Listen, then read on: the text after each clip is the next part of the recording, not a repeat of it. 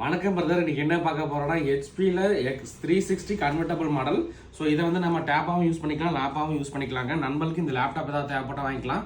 இந்த லேப்டாப்போட கான்ஃபிக் என்னன்னா i5 8th generation 8 GB RAM 512 GB Nvme SSD 13.3 inch full HD 360 touch display நண்பா.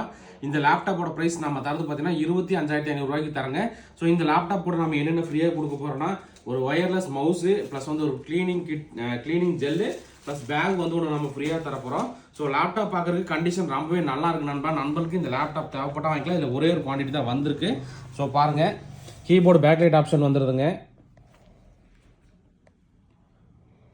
So லேப்டாப்போட model பார்த்தீங்கன்னா HP PAVILLON X360 CONVERTIBLE 14_CD மாடலுங்க.